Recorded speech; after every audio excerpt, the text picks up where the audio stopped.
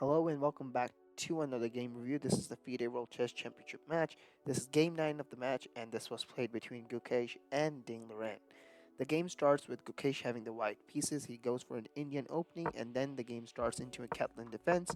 The game continues with a few pieces to being developed and we see early castles by both the players.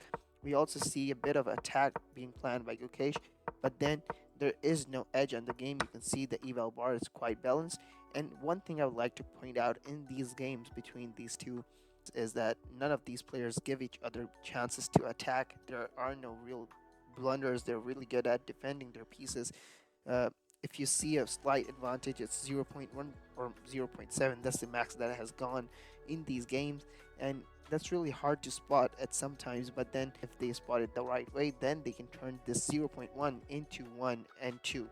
So that's how the eval bar could change for the players if they were to focus on the small details of the game. We see some attacks being planned, and Gukesh is also not low on time, but Ding is low on time. So Ding is under pressure, but then Ding starts to outplay Gukesh and then slightly with better moves. We can see Gukesh actually being under time pressure.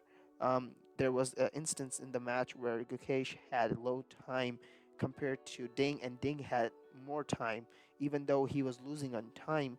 But then the situation came across where Gukesh had to think a lot, and that made his time low compared to uh, Ding. So then we see queens off the board, and now we're heading towards a straight draw. And you see the game ends with all the pieces off the board. There's a bit of strategy. Uh, Ding tries to push the pawns, but then eventually they're in the end game, and the game ends with all the pieces off the board and a draw.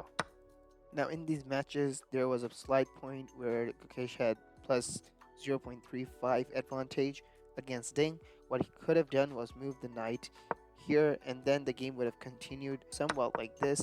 You would see the pieces going like this, and this is only if the players followed the same game, but when you're in this situation and Ding was low on time, so probably with the pressure, he would have not played very well. Also to note here, we see a very brilliant move played by Ding, which is not spotted by Stockfish 20. It suggests that it was a good move, excellent move, but not a brilliant move. But the Stockfish 16 says that this was a brilliant move that gives black slight advantage. Okay, so at move 20, if he went for e3 instead of pushing the queen here, if he went to push the pawn here, you can see that it suggests moving a4.